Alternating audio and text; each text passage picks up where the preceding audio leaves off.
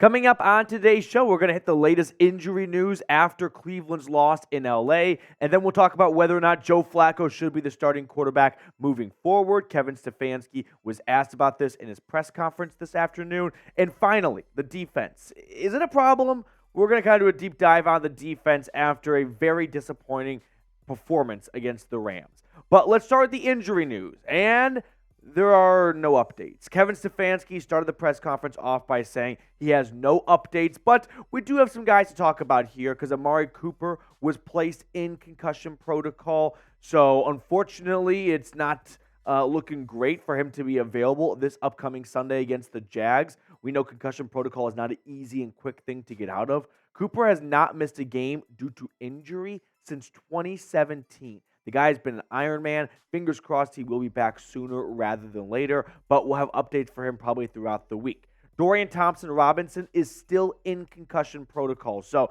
while we all bicker about who should start, DTR or Flacco, it might not be a conversation to be had because DTR is still in concussion protocol after getting hit in the Broncos game the prior week.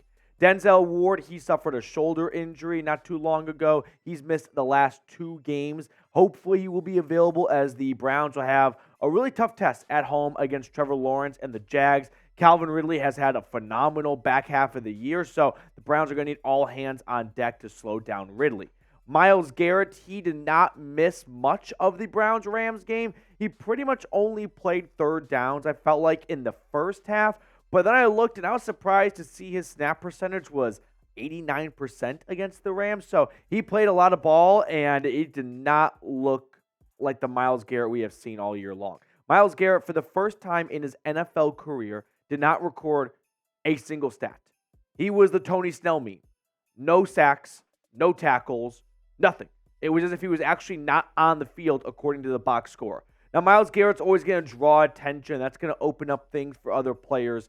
But it was unfortunate to see, and I don't think this is Myles Garrett had a rough day because the Rams really game planned well for him. It's not like they have Trent Williams on their left tackle side, okay? I think this is Myles Garrett playing through a serious shoulder injury, and we are seeing what the result is, and that is he is not at 100%. He's probably not at 95 or 90% either, and unfortunately, Garrett is not going to be that same guy we saw in the first half and more of the season if he continues to play through a very serious shoulder injury. He's not going to give up. I'm not advertising for Myles Garrett to be shut down. I'm simply stating Myles Garrett is not having a bad day on Sunday because it was a fluke game.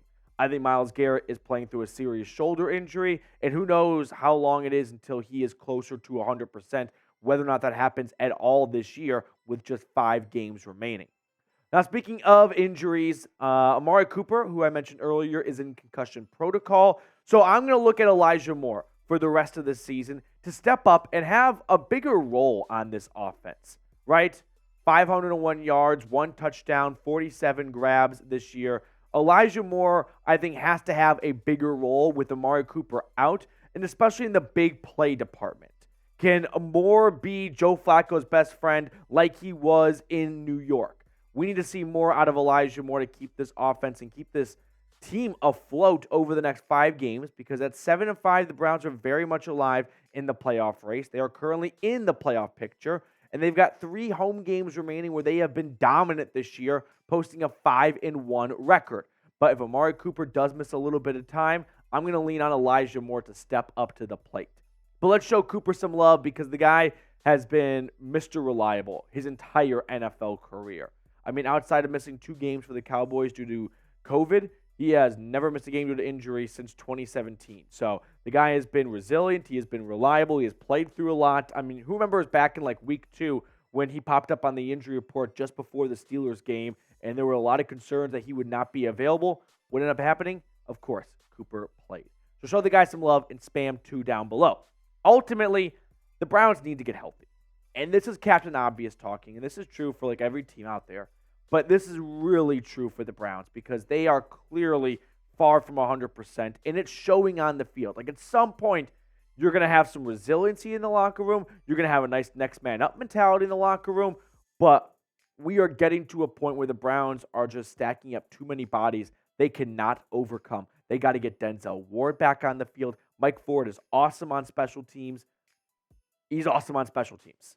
not on defense, right? You got to get Denzel Ward back. Amari Cooper would have been tremendously helpful in the second half for the Browns yesterday. And then on the offensive line, you try to get Jed Wills back. His 4-game stint could be over on IR. The Browns will have the Browns on Wednesday will decide whether or not to open up his practice window so he could return for week 14 against the Jags. But the Browns just got to get guys back, right? That is crucial for Cleveland right now because ultimately, and this is loser talk here, I know this, but there is a point where there's just too many injuries to overcome. And the Browns are at this point right now.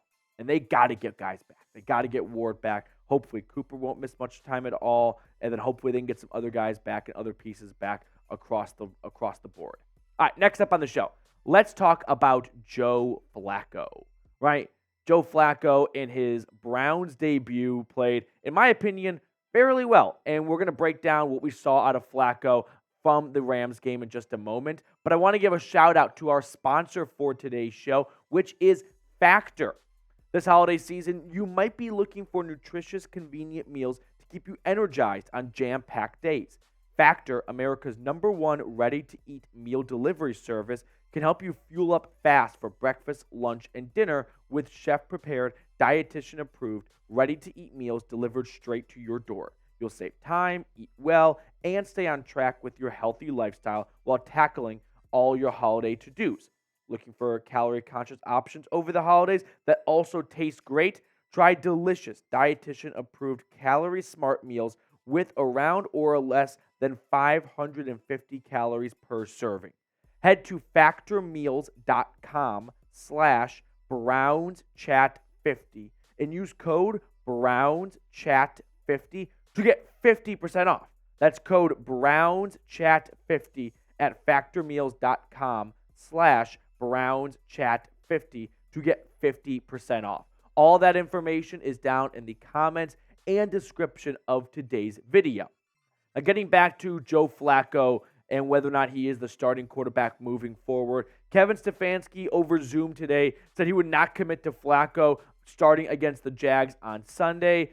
I'm not going to get into the QB decisions on Monday. We'll work through that. I'm not too surprised by this. One, if you're Stefanski, why are you in a rush to tell the Jags who's going to be this team's starting quarterback on Sunday?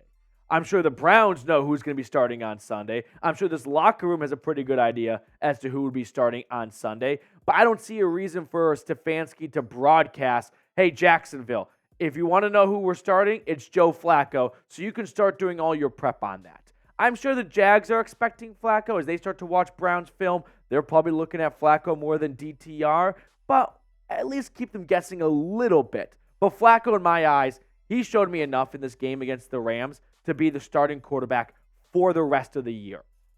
Flacco as QB1, I think just makes too much sense. DTR can still be a good quarterback for the Browns long-term as a backup, but right now the Browns need some consistency at the quarterback position, right? We don't need a seesaw. We don't need a carousel going from I can't even begin to go the order of operation.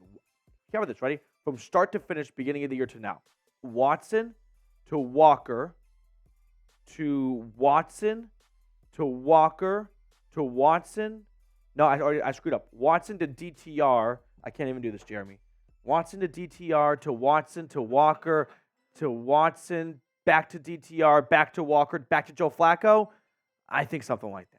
All right, Joe Flacco, anyway, in his Browns debut, he put up 254 passing yards. That was the most in a Browns quarterback debut since, I believe, Josh McCown did it nearly a decade ago, back in 2015. But we'll take me off screen for this next one, Jeremy. Let's look at Joe Flacco's passing chart from the loss in LA. And let's just count out all of the passes beyond 20 yards, okay?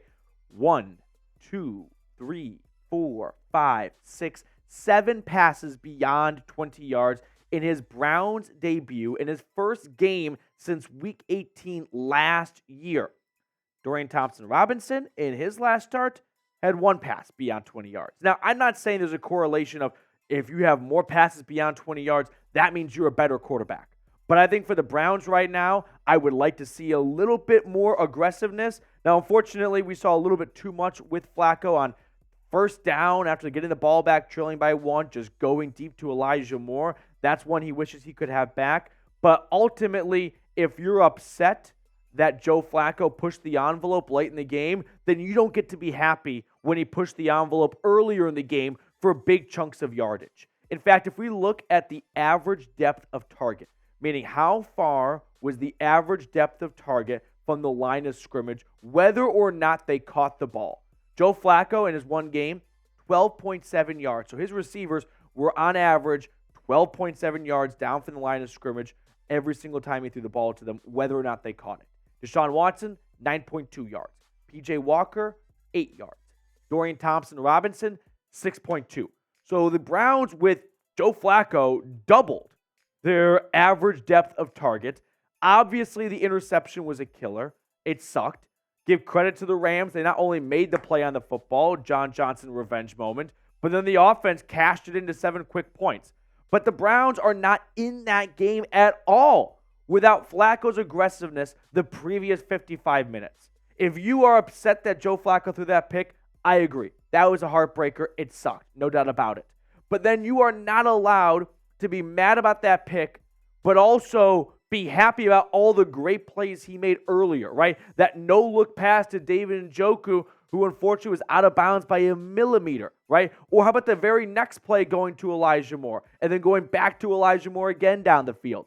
So I get it. If you don't want to be aggressive down the field because of moments at the end of the game like that, I see where you're coming from, but you can't move the goalposts, right? You can't be upset that the Browns went deep there, but then also be happy that aggressiveness you saw earlier in the game out of Flacco.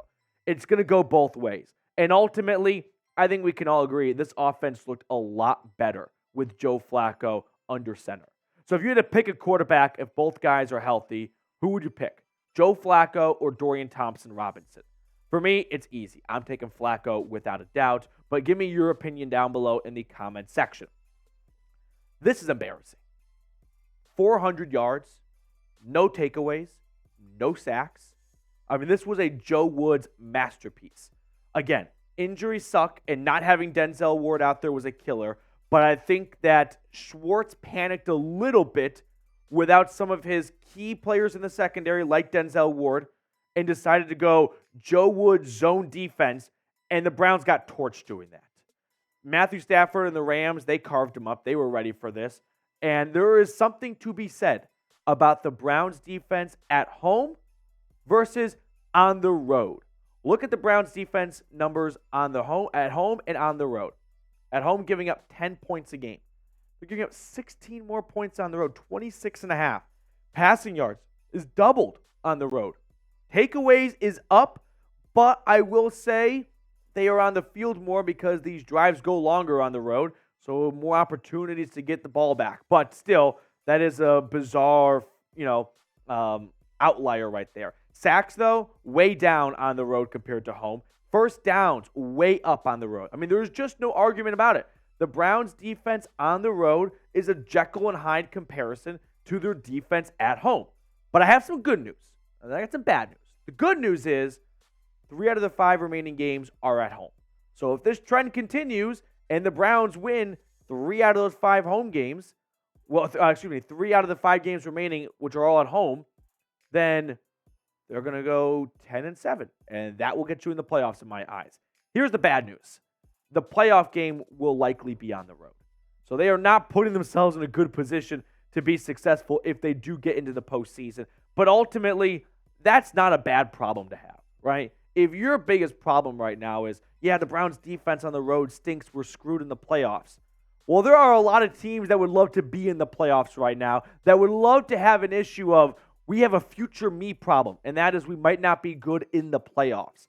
Let's first get to the playoffs, right? When you're on your 4th starting quarterback and the issue right now on defense is, hey, this team might not be good on the road in the postseason, we can adjust and work with that. That's better than just not making the postseason at all. But there is definitely something to be said about this Browns defense being a complete Jekyll and Hyde when it comes to at home and on the road. Now, before we get on out of here, I just want to thank everyone who has subscribed to the channel. We crossed 29,000 subscribers on Sunday. Producer Jeremy is pumped up. I'm pumped up. Thank you guys so much. Whether you've been subscribed for a day, a week, a month, a year, however long you've been subscribed, thank you so much for joining the channel. I want to give some shout outs to 4 recent subscribers: Miles, Matt Barker, Greg Taylor, JDG Productions. Just 4 guys that subscribe to the channel. Thank you guys so much. And hey, if you have not joined yet, please consider going ahead and doing so. We pump out free daily content here covering your favorite team. So hit that sub button down below.